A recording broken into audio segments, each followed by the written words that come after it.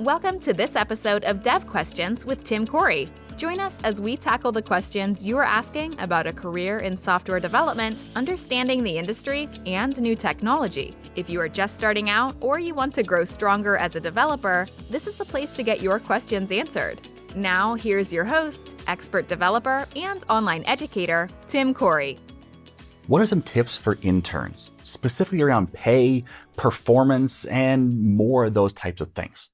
This is a question that was asked on the suggestion site and one I think would be a great for us to cover on today's episode of Dev Questions. So let's dive right into what are some of those tips for interns. Now, the way I'm going to do is I'm going to answer a few of the common questions I get around internships that I think will give those tips and kind of clarify some things around internships. I think that's an important subject to understand and know, especially as you're looking at, should I even get an internship? And that's the first question. Are internships a good option? Well, yeah, they are. They definitely can be. Now, I do want to clarify and remind you that the common answer, the right answer to almost every question is it depends. Okay? It depends is the right answer. But yes, internships are a good option as long as you watch out for some pitfalls. So why are they a good option? Well, they allow you to get your foot in the door. So let's just say that you're looking to get an internship, you're offered an internship at Acme Corp. Okay, you're gonna make anvils. Well, cool. So you get your foot in the door, you get to see how the business works. Yes, you're gonna be the lowest person on a totem pole. You're gonna be the person that is working in the kind of the junk jobs, but that's okay. You get to see how the business works. You get to see how to build software and how that works. And at the end of that, you have some contacts in that company and that company knows you. So therefore, it's a much higher probability where you will have an opportunity to continue on as an entry-level developer when the internship expires. So, or if it's not your last year of college, you're doing between semesters at college, well, at the end of your college, when you graduate, you might have a better option of getting a job at that company. So that's one benefit. Another benefit is it gives you some experience. Again, yes, you may get some kind of bottom level jobs, but that's okay because that will give you kind of the best experience in some ways of just getting in the flow. How does this work? They may give you some repetitive tasks that are just easy maybe. Well, that's okay because now you get to experience the flow of I've been given a ticket. I have to, check some code out or I have to work on some code and create a commit and I have to create a pull request and get it reviewed and get it pushed into production and watch that process go. Even if it's easy code, that's great experience getting that flow down because when you get to more tough code, having that flow down is really helpful. Now, on the other hand, you might get code where you're like, I have no clue what to do. This is super hard and I'm lost. That also is good experience because believe it or not, that's going to happen for the rest of your life. Okay. That's not something where you're going to get to a certain point where you're like, oh, this stuff is easy now. I can just, blaze through any code I want. Yes, code gets easier in some ways and you can write more code easily as you progress. But usually what happens is you get the code that's your level or higher in difficulty. So you no longer get the simple code when you're a senior developer. You don't get the, fix this one line or this one bug that's super easy to fix. You don't get those as a senior developer. What you get are this authentication system has a problem talking to that system and it's dropping these packets in this look. And you're like, I have no clue. So getting the experience of having the I have no clue moments early will allow you to learn to not panic, to work through it, to break the problem down step by step, to get help from other people in some ways. Don't just start there though. It'll help you, learn how to use the tools to figure out and track down problems and so on so that you build up those skills of problem solving because you're going to need those skills for the rest of your career. And then the third reason why I think internships are a good option are because it does give you something to put on your resume. When you look at working in the real world, your first real software development role, well, often they ask for work experience. And even if you have a degree, they'll ask for work experience.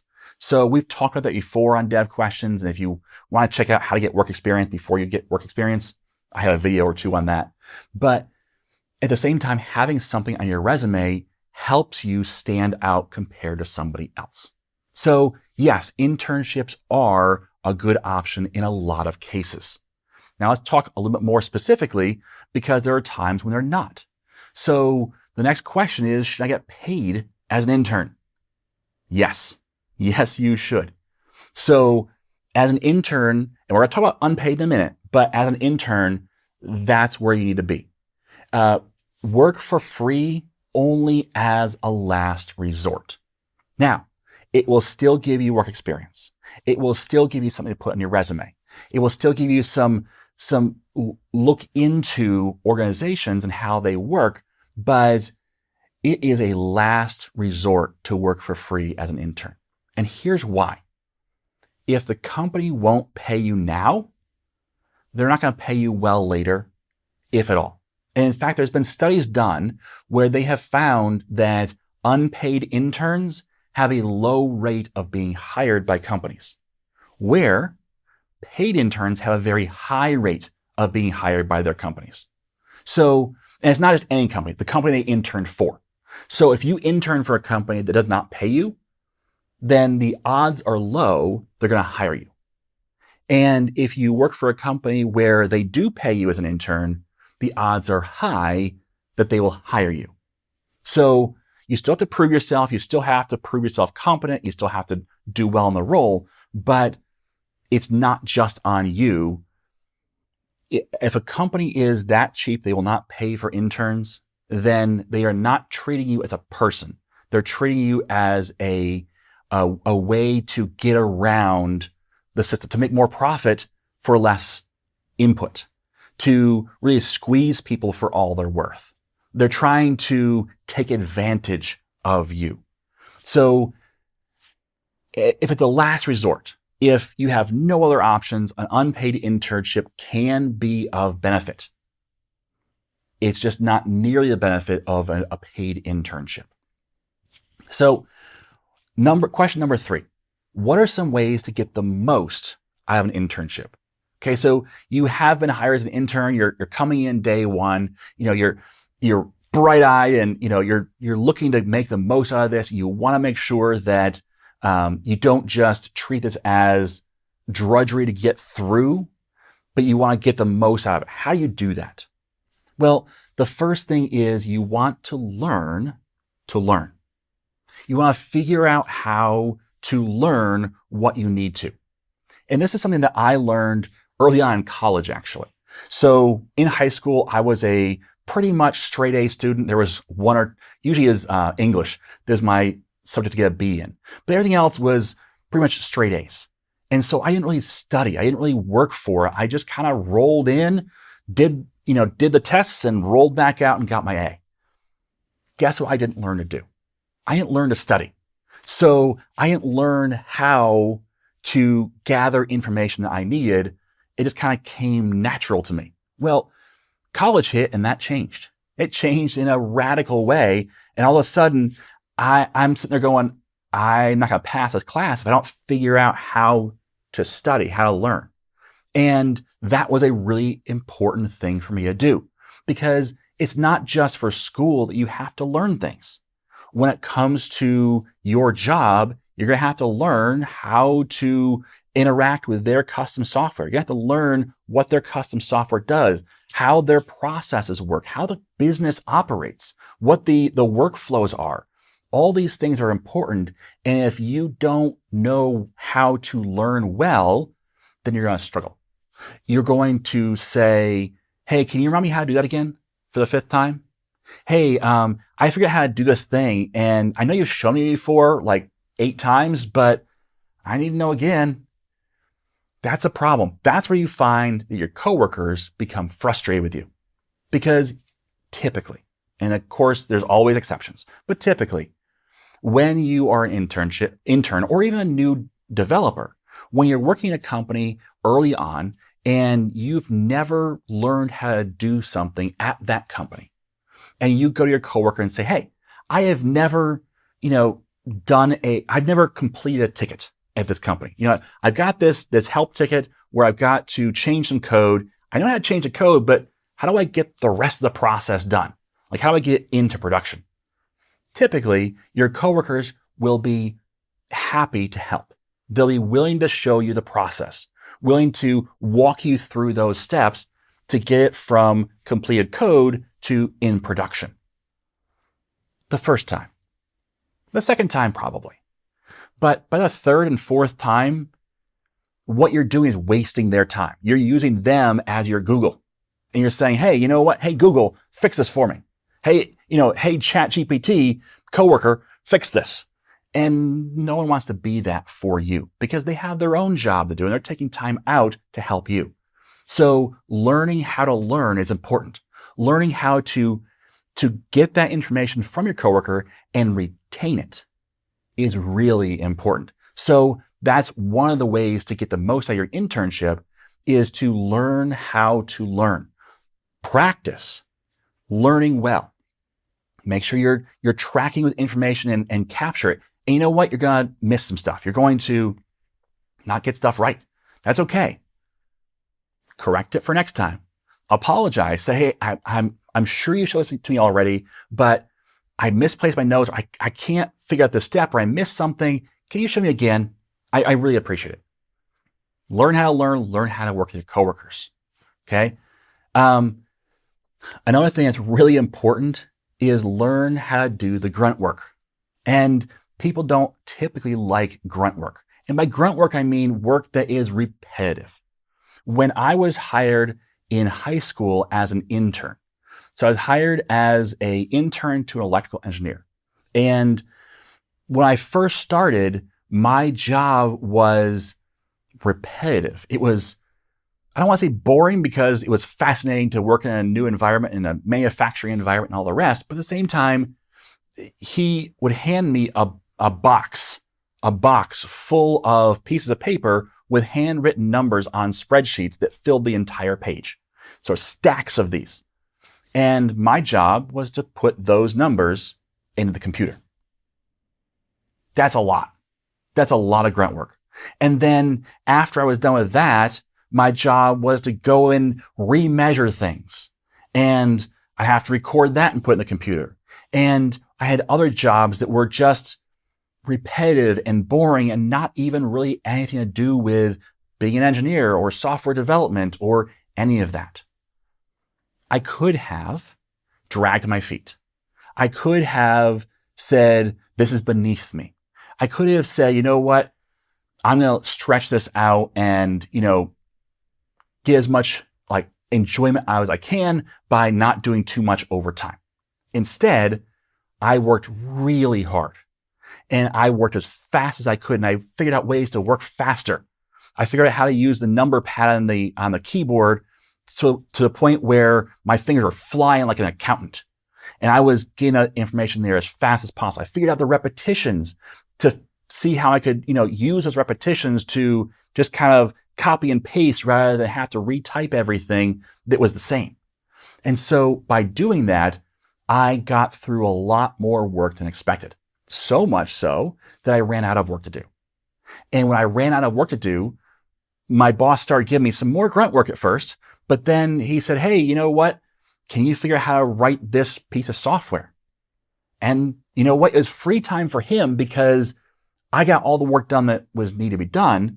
And so he was able to, not worry too much about, making me do stuff. And he said, hey, try this out, figure this out and see if you can get it to work. And I was able to write software for him that was really valuable and gave me a lot more experience than they otherwise would have. So by learning to do the grunt work and learning to do it well, I built up a good reputation with my boss. I built up a good reputation with my coworkers, And I was able to get new and additional opportunities that were more in line with what I wanted to do, and also were kind of beyond where I normally would have got as an intern. So embrace the grunt work. Embrace that work that's just repetitive and might not be the best or the most enjoyable, but try to get through it. Try to use that as an opportunity to build relationships, to build trust, and to become a better employee. With that, the next thing is volunteer to do more. And this is one that kind of goes with the grunt work thing. When you have a software deployed into production, like a complete application that's pretty large, a typical enterprise type application, and your team's job is to support it. Well, there's getting a lot of help tickets, a lot of things where this is broken, this is wrong, this needs tweaked, whatever. And a lot of those will be repetitive. There'll be small things. There'll be the annoyances where it takes a lot of, repetitive work to get them done, but they're really nothing. Volunteer to do them. Say, hey, you know what? I don't know all the crazy code stuff, but I can clean out that bottom layer of stuff and just get it done. Volunteer to do more. Volunteer maybe to say, hey, you know what? I built this project at school that seems like it'd be mostly good for a good fit for this. What if I, on the side, still during work hours mostly, but what if on the side I built this so that it would make your lives easier? Volunteer to do more than what you're doing shows initiative, and it allows you to get more experience. Build relationships as well. So you're building software, you're learning how to build software, you're learning how to become an employee, but one of the important parts of being an employee and working in an organization is that you don't work alone typically. It's not this, you are an island, you get to choose everything, you get to, be the director of your own destiny. That's not typically true. Instead, typically you have a boss that's saying, here's what to do, or here's the stuff I need to get done. And you have coworkers that you have to work with, and maybe even people that are underneath you, that report to you, that you have to manage as well. Probably not as an intern, but maybe. And so you want to work on building positive relationships. I don't mean like a dating type relationship. I mean work relationships, meaning show your coworkers that they can trust you. Show them that you're willing to help. Show them that you can have a good attitude even through bad, hard times, and show them that you're a team player. Start to build those relationships because, first of all, it's going to make your life easier as an intern. When you come to a problem as an intern where maybe you've not seen this code before, but you have to fix it, and you're like, this is a hard problem. I've tried all my debugging steps. I can't figure out why this is not working. And then you go a turn to get help from your coworkers. If you have built a positive relationship, your coworkers will be much more likely to look positively on helping you.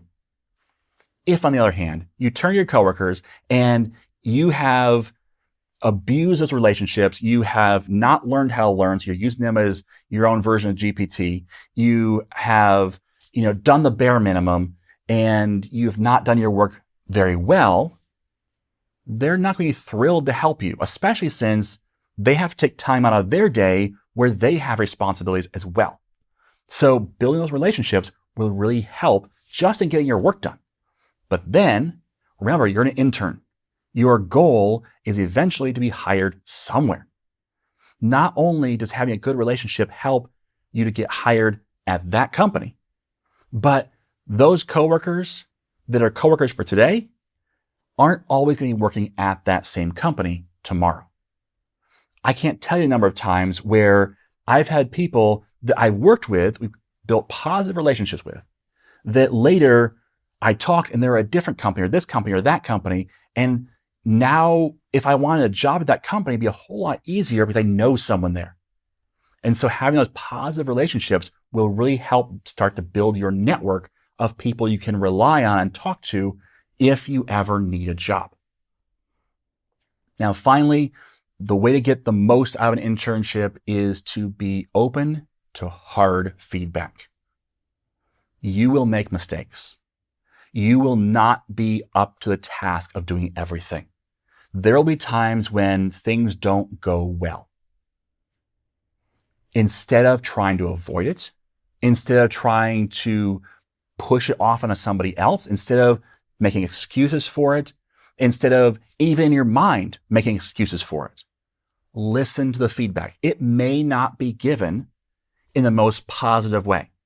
You may not have a boss that is great at building you up as they give you hard feedback.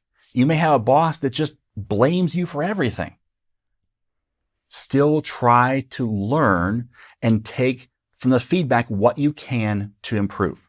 Yes, it may not all be valid, but try very hard not to throw everything out because some of it isn't valid. So learn from that hard feedback because the goal is to grow. And growth does require some missteps. When my boys were very young, they just started to learn to walk. Well, they didn't just start to walk. They started to walk and they fell down. They held on to things and they still fell down. And, even after they started to walk pretty well, they were still kind of unstable on their feet. That's what it's like to be a developer. You're not going to start off running marathons. You're going to start off just barely getting by with walking. And you will fall down sometimes.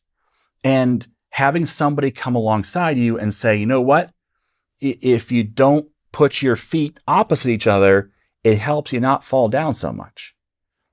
That can be hard feedback to hear that you're walking wrong. But if you listen, if you forget the ego for a minute and step back, you might go, oh, let me try that. And when you try that, you may have better success. So being open to hard feedback. Okay, now question number 4. What are some red flags around internships? What are some things to look out for when, evaluating a potential internship to say, is this the right internship for me? And the first one is one you've already talked about, but let's make sure we're very clear on this: no pay. No pay is a red flag for an internship. If a company is offering an internship, but they're not offering to pay, they're looking to get free work. That's kind of what they're saying.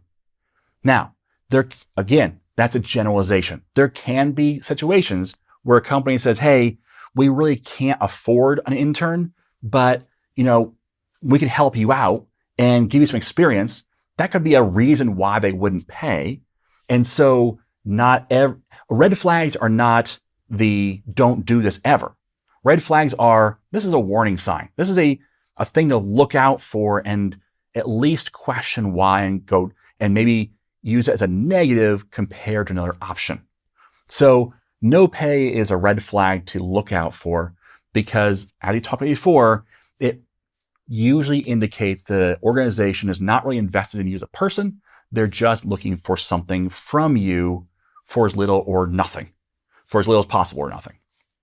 Okay, red flag number 2, no real work. If you are interning as a software developer, there may be times when you're the person running to get coffee. There may be times when you're the person that's, cleaning up the conference room after a meeting. There may be times when you do things that just don't seem like software development. It's going to happen.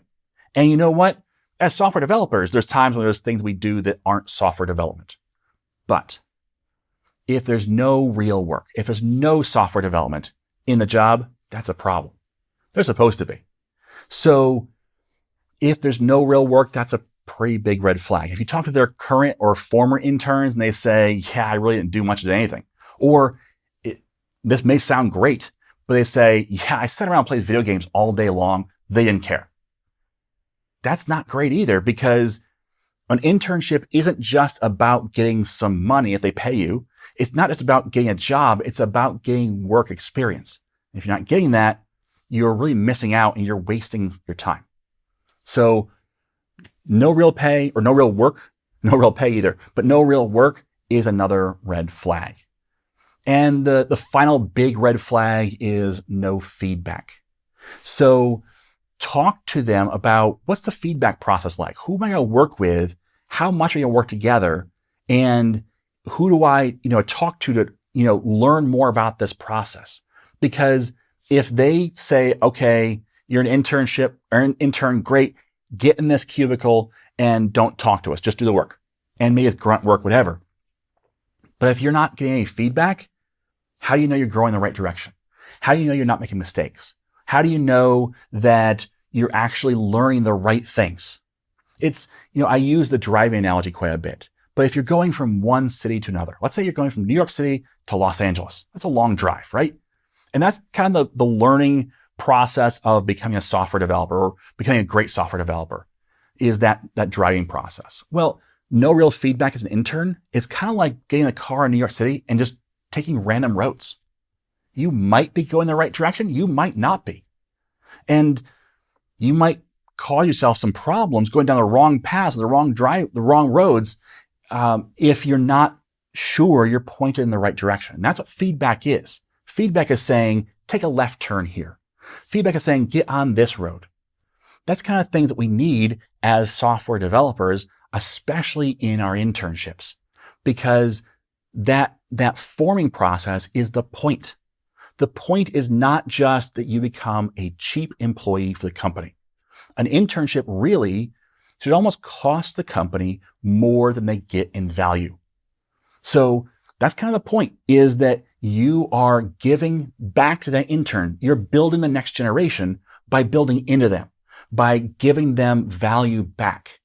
And if you're not doing that as a company, well, then you're not forming interns well. You're not actually you're doing them a disservice. You're actually creating potentially worse developers. So as an intern, you will make sure that you're looking for, do they give feedback? Do they help me grow as a developer? So that's my thoughts on the kind of tips and tricks around internships and how you can, find the right internship, evaluate your internship, and then make sure you get the most out of your internship once you're in it. All right. Now, if you have a question, go to suggestions.iamtimcorey.com and leave that, and hopefully I'll answer in a future episode of Dev Questions. Thanks for listening. And as always, I am Tim Corey.